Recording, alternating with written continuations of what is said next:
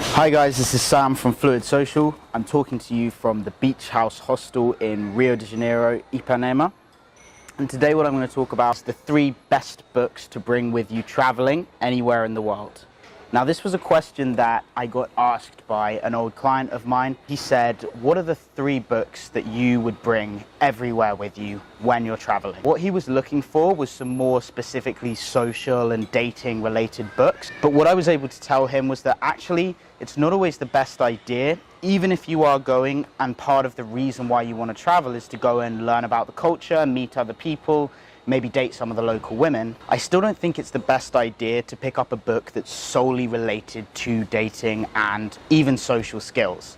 Actually, I think it's best to pick up books that remind you of the bigger picture and enforce the following 3 characteristics, which are my kind of guiding principles with work, with business, and with life in general. If you follow these, you're generally going to stay on track with life success with social skills and dating as well. The 3 principles are, if you can stay educated, motivated, and entertained, you've got all fronts covered. So when I'm doing my business, when I'm trying to stay on top of all my work and keep my service as refined and as good as possible, I'm always reminded that I need to educate, I need to motivate, and I need to entertain.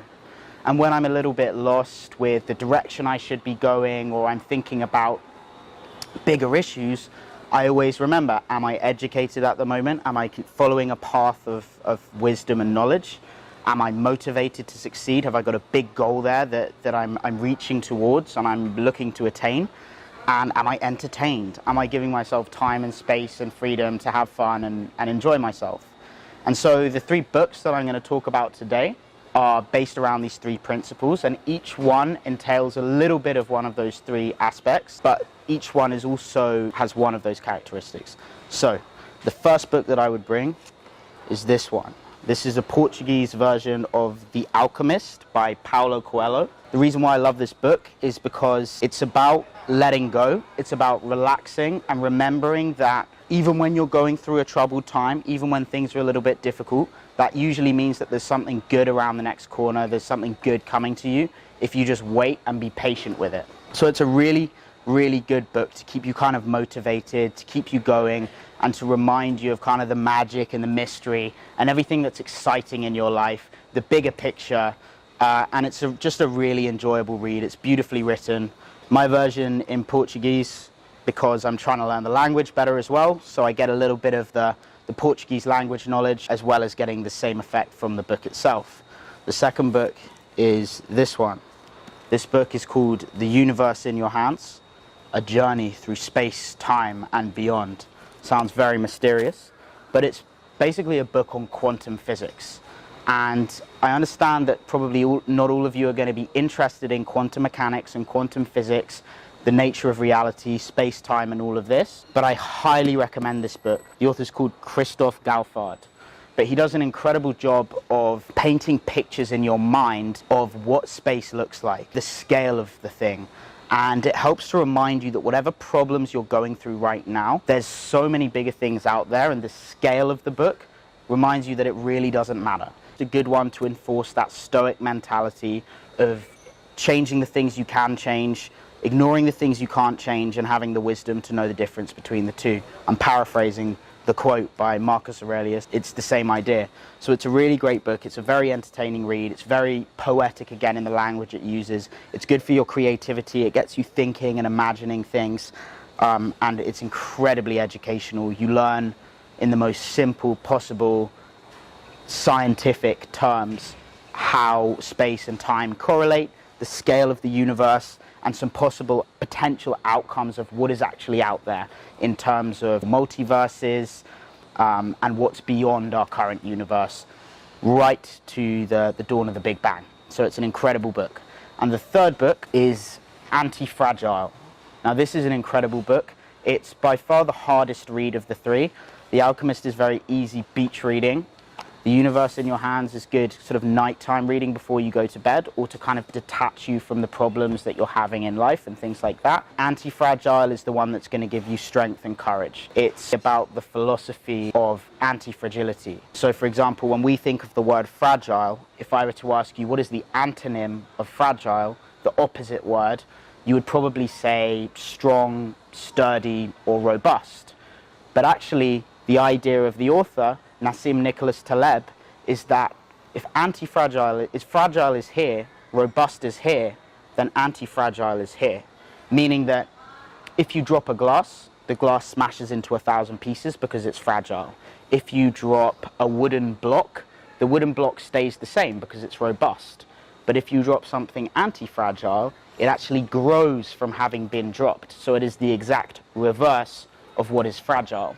And the idea delves into economics, politics, ecology, psychology, and it's basically a philosophy that you can use in your life to become anti-fragile, meaning that the more chaos, the more adversity, the more difficulties that fall in your path, the stronger you become to dealing with those difficulties and moving past them, overcoming all of your obstacles that you come across in life. It's an incredible book. It's a long and quite a tough read with a lot of facts and figures, but it's also very entertaining. He creates fictional characters to demonstrate the paradoxes that we see in philosophy and to demonstrate the philosophy of the anti-fragile.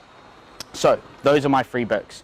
You've got The Alchemist, which is predominantly to keep you calm, entertained, and remind you that things aren't so serious, and if you just relax, don't try and control the things that you can't change, then you're going to have a lot more freedom, a lot more peace and happiness.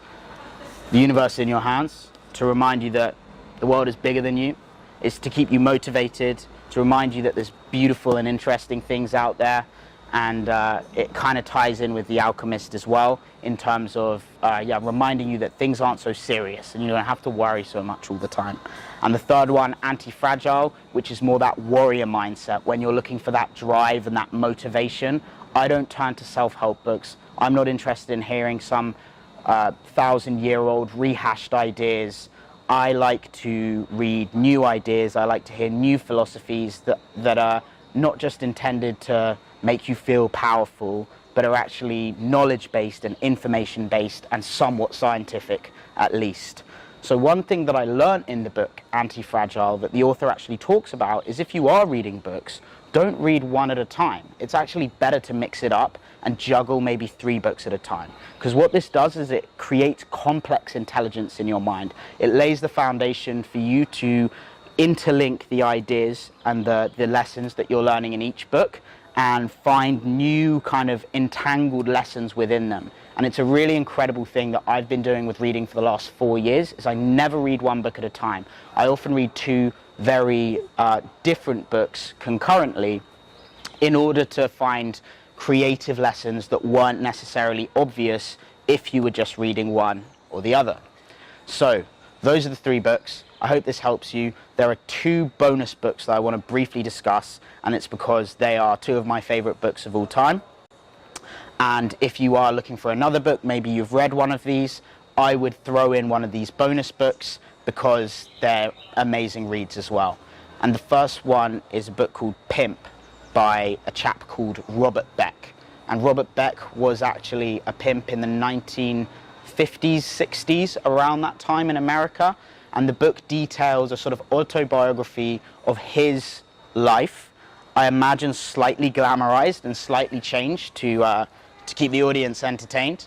But it's a really beautiful book, very poetic, along the sort of lines of Trainspotting, that sort of very seedy, edgy vibe. I think Trainspotting was actually influenced largely by his writing, but it's a beautiful book, very poetic, you learn a lot, and don't do what he did. That is not the idea. It's almost like an apology note that he's saying for having lived such a corrupted life.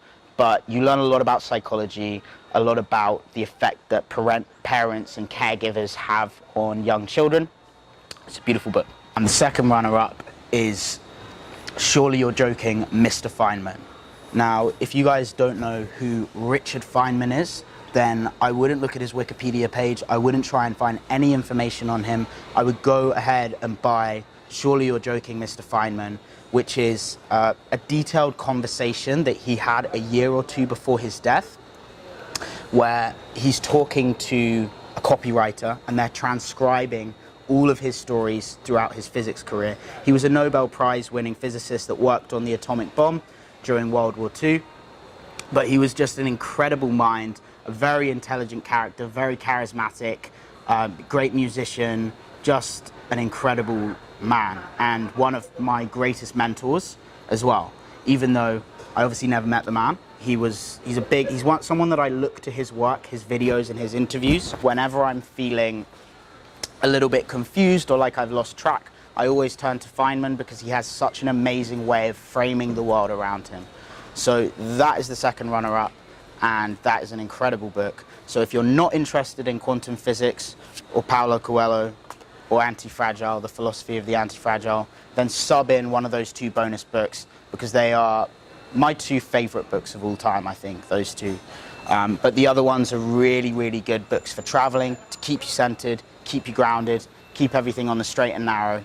This has been Sam signing out from the beautiful hostel garden. I'm going to be releasing some in-field videos over the coming week or 2 weeks. I've got a lot of footage to put out, and it's currently in the process, so I look forward to sharing some of that with you guys. It's basically me speaking Portuguese very badly, because it was all a week and a half, 2 weeks ago, so I've got a better grasp of the language now. But a lot of interactions that didn't go well on the basis that I couldn't really be understood or understand them, but some really nice ones as well that show the way Brazilian women are when compared with more European women. So I think you guys will enjoy them. If you're interested in coming out here with me, it's just getting hot now. Summer has finally arrived. The beaches are full. The place is looking beautiful. There's a few more tourists here. There's a few more gringos, but it's still largely locals. So if you're interested in coming out, I'm going to put Hayden's contact number here. And if anybody wants to go and talk to Hayden, he can tell you a little bit about his experience and about what you can expect here. Otherwise, get in contact with me in the comments section or at the email address listed below. And I'll see you in Rio de Janeiro. Sam from Ipanema, out.